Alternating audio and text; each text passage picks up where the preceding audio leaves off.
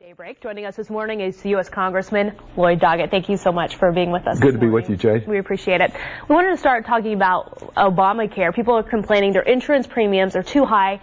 Lots of complaints with the rollout. What changes are needed at this point? Well, I understand those complaints. I know my premiums went up personally, and there are some problems. I think the rollout was really bungled. But in terms of changes that are needed, generally less complexity in the program, and in Texas specifically, Texas should accept the federal dollars that are available to cover so many of our economically disadvantaged citizens. Many county, state officials, along with the Hospital Association and others, have noted that it's really costing Texas a tremendous amount of money because Governor Perry opposed the expansion of this health care for our citizens.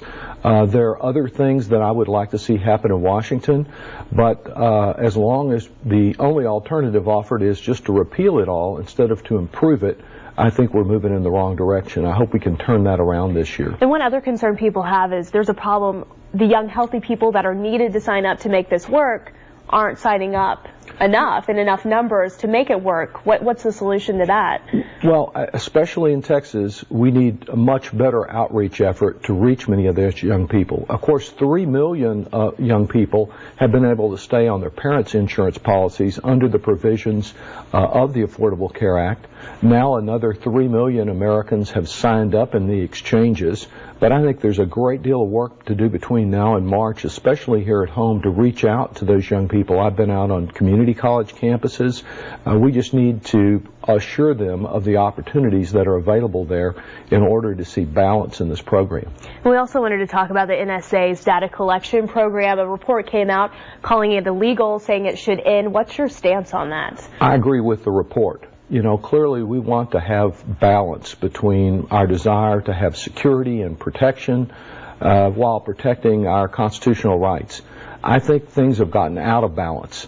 And the notion that the only way to protect us is to spy on all Americans, I think is really in the wrong direction. So I'd like to see some changes in that program. I take note that that same report said they couldn't really identify any terrorists that had been prevented by this particular program. There had to be a better way than gathering data, which is very expensive to the taxpayer and it involves a great bureaucracy than the way we're doing it now. It's an issue in a lot of people's minds. Also, President Obama's State of the Union Tuesday night. What issues do you think he's going to talk about? Do you think immigration will be part of the platform at all? Well, I think the economy and income inequality and job growth will all be part of that. Immigration really plays into that because almost every study that I've seen says if we would get people out of the shadows and provide a reasonable path forward for those that are paying their taxes and playing by the rules, then we would have some economic growth, significant economic growth. Of course, the other thing we need to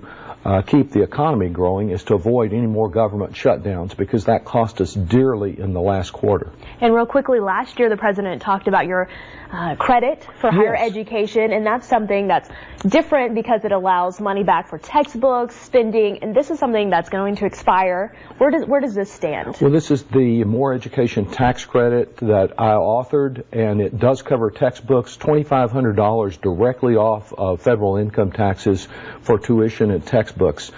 We got it extended now for another 4 years, but we're trying to make it permanent so that there'll be certainty and to look for every other chance that we can to expand educational opportunity. That is linked to our competitiveness, to our economic growth, to let every person get all the education that he or she is willing to work for. Tax time, something to think about. Thank you for your time today. We know you're headed back to Washington this afternoon. Headed there shortly. Thank you so much. Busy day ahead. Thank you.